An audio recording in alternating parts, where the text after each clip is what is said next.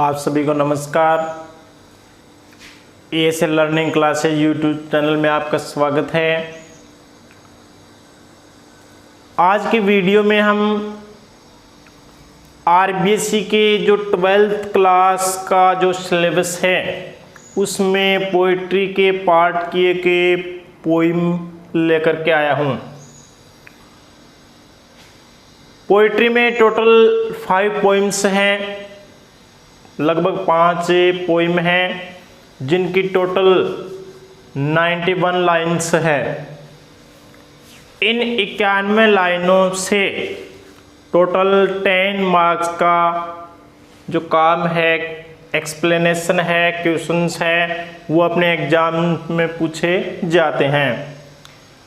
आज की अपनी पोइम में the Nobel nature.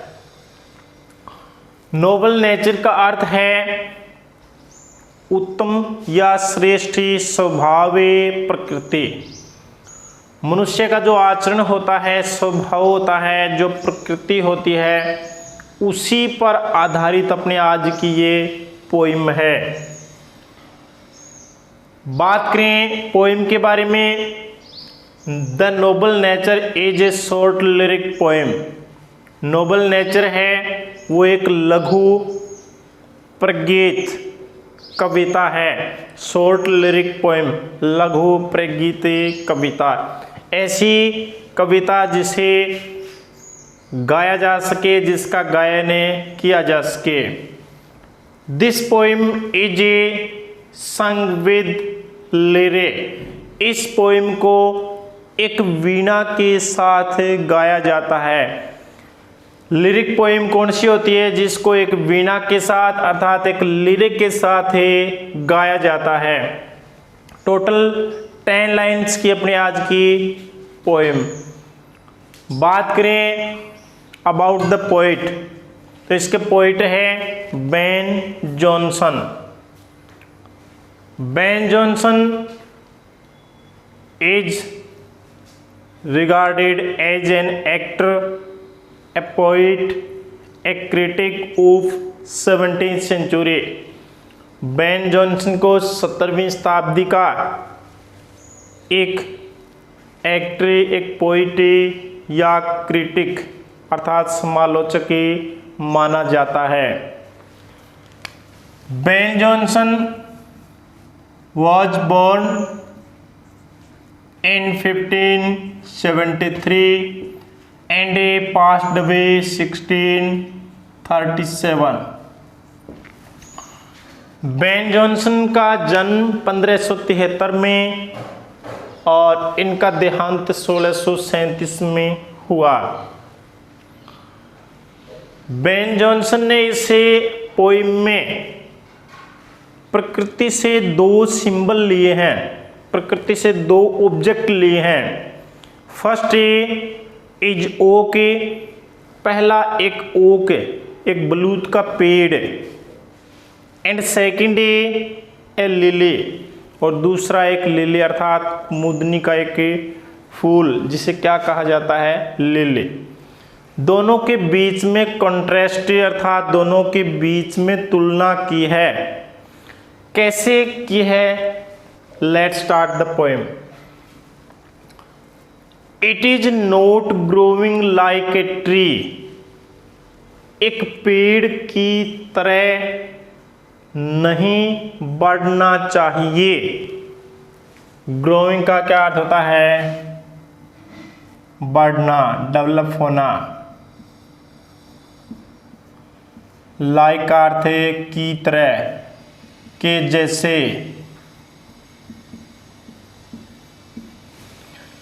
In bulk, विशाल आकार में, बड़े साइज में। बल्क का क्या अर्थ होता है? आकार में बड़ा, अर्थात कह सकते हैं विशालकाय। डोथ मेक मैन बेटर बी। क्या एक मनुष्य को महान बना सकता है? डोथ, डोथ अपने पुराने इंग्लिश के अंदर डोथ लिखते थे, है क्या ये? डज। डज है, साथ में नोट, ये जो फर्स्ट लाइन वाला है वो इसके साथ में भी यूज में आएगा, इसके साथ भी इसका यूज होगा। डोथ मेक मैन बेटर बी, क्या एक मनुष्य को महान बनाता है। और स्टैंडिंग लॉन्ग एंड ओके, एक बलूत के वृक्ष के समान खड़े रहते हुए 300 ईयर्स से 300 वर्षों तक के। ओक का क्या अर्थ है? बलूत का वृक्ष, बलूत का वृक्ष या कह सकते हैं बांस का वृक्ष। 300 ईयर्स 300 वर्षों तक के।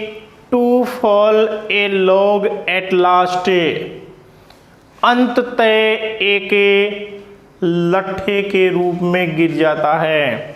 फॉल का अर्थ गिरना, लॉग का अर्थ है लट्ठा, लकड़ी का लट्ठा या किसी पेड़ का जो तना होता है उसे क्या कहते हैं? लॉगे, लट्ठा। ड्राई सूख कर, बाल्डे, बाल्ड का अर्थ होता है, अगर मनुष्य के लिए बाल्ड वर्ड का यूज करें तो होता है गंजा। यहाँ क्या होगा? विदाउट लीव्स, बगैर पत्तियों के, बिना पत्तियों के क्या कहेंगे? बाल्ड। एंड सियर, और ये मुरझाया हुआ, सियर क्या होगा? मुरझाया हुआ। ड्राई, सूखा। फर्स्ट स्टैंजा की जो 4 लाइन से ध्यान से देखिए। It is not growing like a tree, एक पेड़ की तरह नहीं बढ़ना चाहिए। इन बल्क, विशाल आकार में। मेक मैन बेटर, क्या एक मनुष्य को महान बनाता है। ओ स्टैंडिंग लॉन्ग एंड ओके, एक बलूत का पेड़ जो खड़ा रहता है 300 ईयर्स 300 वर्षों तक के। To fall a log at last, dry bald and sere, जो कि अंततः सूख कर बिना पत्तियों के होकर के और मुरझा करके गिर जाता है। पोइट कहता है क्या एक मनुष्य का जीवन एक विशाल आकार का जो बलूत का पेड़ है, जिसका आकार विशाल होता है, आकार में काफ़ी बड़ा होता है, और उसकी अवधि अर्थात इसका जो जीवन काल बताया है 300 वर्षों का, 300 ईयर्स से 300 वर्षों का जो जीवन काल बताया है, जो कि अंततः एक सूखे हुए बिना पत्तियों के और मुरझा करके एक लट्ठे के रूप में, एक तने के रूप में गिर जाता है, जिसका कोई यूज नहीं है। क्या इस प्रकार से मनुष्य का लंबा जीवन विशाल आकार में, जो कि अंततः बगैर किसी यूज के नष्ट हो जाता है, क्या मनुष्य को महान बनाता है? पोइट का कहने का अर्थ है कि ओक के पेड़ के समान जो लंबी अवधि और जो आकार में विशाल है, क्या एक मनुष्य का जीवन भी जो अत्यधिक लंबा हो, ठीक है, मनुष्य को महान बनाता है क्या? ऐसा क्वेश्चन है पोइट का। सेकंड स्टैंजा देखिए। ए लिली ऑफ ए डे, एक दिन का लिली, लिली कहते हैं कुमुदनी, कुमुदनी का फूल होता है, कुमुदनी का फूल क्या होता है? Lily. A lily of a day, एक दिन का लिली, कुमुदनी का फूल। इज फेयर फॉर इन मई, मई के महीने में कहीं अधिक सुंदर होता है। फेयर फार, फेयर फार का अर्थ है अधिक सुंदर।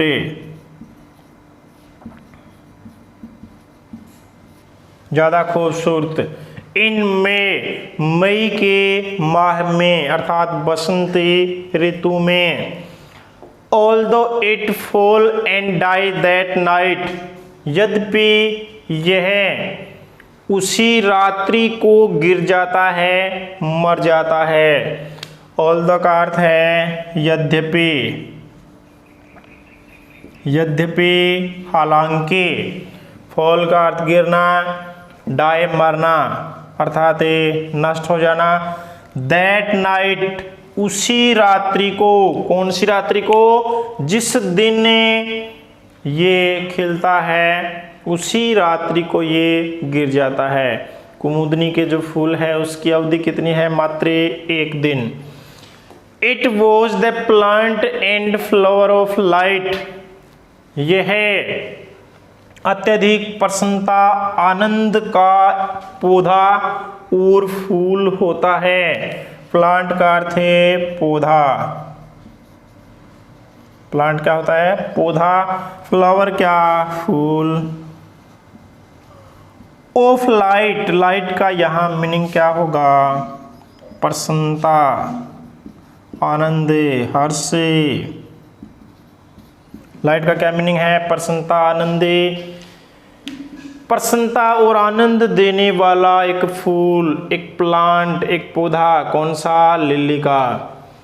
इन small proportion we just beauty see, ऐसे ही छोटे छोटे भागों में हमें इन सुंदरताओं को देखते हैं। स्मॉल का अर्थ छोटा या लघु, प्रोपोर्शन का अर्थ है भाग या अनुपात, भाग या अनुपात, ब्यूटी सुंदरताएं। इन्हीं छोटे छोटे भागों में, छोटे छोटे अनुपातों में हमें सुंदरताओं को देखते हैं, सुंदर चीज़ों को देखते हैं।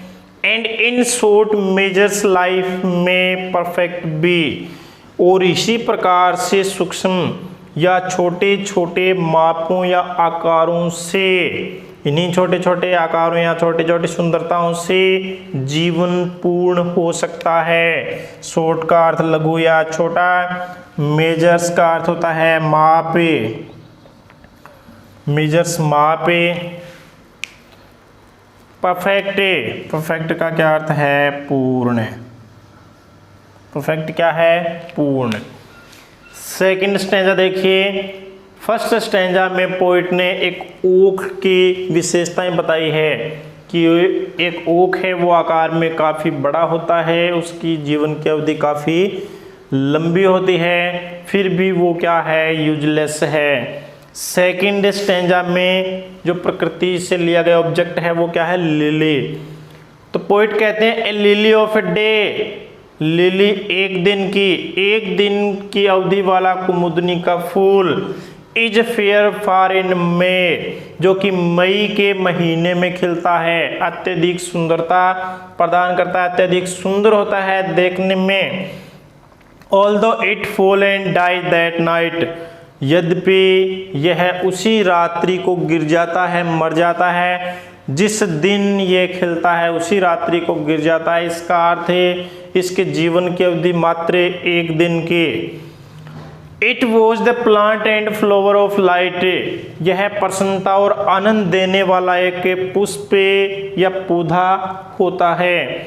इस स्टैंजा में पोइट ने जो सेकंड ऑब्जेक्ट है अपना लिली, इसकी विशेषताएं बताई है और तुलना की है एक ओक की पेड़ से, जिसकी काफ़ी लंबी अवधि और आकार में बड़ा है, फिर भी यूजलेस है। लेकिन लिली जिसकी अवधि मात्र 1 दिन है और आकार में भी काफ़ी छोटा है, लेकिन इसका यूज क्या बताया कि देखने वाले को ये अत्यधिक मोहित कर देता है, क्योंकि अत्यधिक आकर्षक फूल है किसका, लिली का, जो कि देखने वाले को अत्यधिक आनंदित कर देता है, उसे प्रसन्नता देता है। इसका मतलब अवधि से और आकार से कुछ भी नहीं होता। इसका क्या है, थोड़े समय में भी इतना अधिक यूज है कि देखने वाला इसे प्रसन्न हो जाता है, इसकी महक से, इसकी सुंदरता से। In small proportions we just beauty see, इन्हीं छोटे छोटे भागों में हम सुंदरताओं को देखते हैं। And in short measures life में परफेक्ट बी, और यही छोटे छोटे आकार या छोटी छोटी चीज़ें, सूक्ष्म चीज़ें, सूक्ष्म होने के बावजूद क्या है, यूजफुल है, तो ये जीवन को क्या कर सकती है, पूर्ण कर सकती है। पूरी पोइम का अगर सार देखें तो पोइट दो चीज़ों के बीच में जब तुलना करते हैं तो पोइट का कहने का अर्थ है कि मनुष्य का जीवन एक ओक के पेड़ की तरह नहीं होना चाहिए जिसकी अवधि अत्यधिक लंबी है, आकार में बड़ा है, बल्कि एक लिली के फूल की तरह होना चाहिए। चाहे जीवन सूक्ष्म ही हो, लघु हो, लेकिन जीवन में किए जाने वाले श्रेष्ठ कार्य ही जीवन को क्या बनाते हैं, महान बनाते हैं। तो एक लंबे जीवन वाले मनुष्य की अपेक्षा सूक्ष्म जीवन वाला मनुष्य जिसके अंदर श्रेष्ठ कार्य किए गए हों, वो मनुष्य को क्या बनाते हैं, महान बनाते हैं, उसके व्यक्तित्व को महान बनाते हैं। Ben Jonson says that we live in deeds not in years. Ben Jonson कहते हैं हमें कर्मों में जीना चाहिए, न कि वर्षों में। लंबी अवधि का कोई यूज नहीं है अगर उसमें श्रेष्ठ कार्य नहीं किए गए हैं।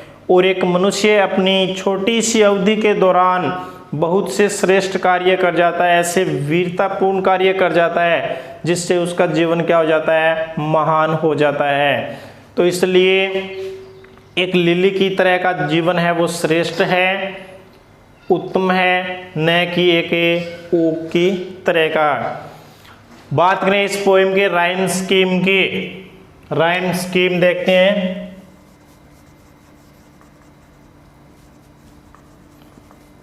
राइम स्कीम, तुकबंदी, तुकांते।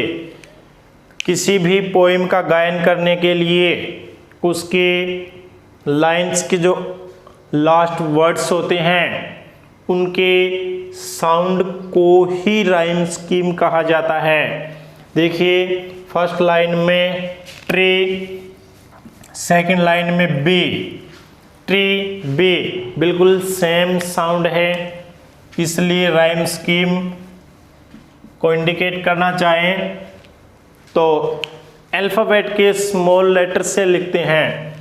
ट्री को क्या लिखेंगे, ए, बी को भी क्या लिखेंगे, ए, बिल्कुल सेम है, ट्री बी ए। फर्स्ट स्टेंजा की थर्ड लाइन देखते हैं, ईयर ए, फोर्थ लाइन सियर। साउंड बिल्कुल सेम है लेकिन ट्री और बी से डिफरेंट है। इसका मतलब है इसको किससे इंडिकेट करेंगे, बी से, सियर को बी से, ईयर बी, सियर बी। बात करें सेकंड स्टेंजा की, second stanza first line, day में, डे में, तो ट्री बी, ये सियर इससे डिफरेंट है, डे इंडिकेट करेंगे सी से, डे में बिल्कुल सेम है तो ये भी क्या हो जाएगा, सी। नेक्स्ट लाइन देखिए, night and a light, different word है, किससे करेंगे, डी से, और लाइट ए डी से, night and light a D, day. Poem के लास्ट टू लाइन्स देखिए, C and B, tree B, C B, बिल्कुल सेम साउंड है तो क्या लिखेंगे, राइम स्कीम ए और ए। कंप्लीट पोएम की राइम स्कीम अगर लिखना चाहें तो देखिए कैसे लिखेंगे, A, B, B, C, D, D, और लास्ट टू लाइन्स का फिर वापस क्या हो जाएगा, ए और ए। तो टोटल पोएम की राइम स्कीम हमने देख ली। यहाँ पर अपनी पोएम कंप्लीट होती है। हमने इसके मीनिंग देखे, इसका ट्रांसलेट एक्सप्लेन भी किया। अच्छे से इस पोएम का आप अध्ययन करना। आज के लिए इतना ही, मिलते हैं नेक्स्ट वीडियो में। Good bye and take care.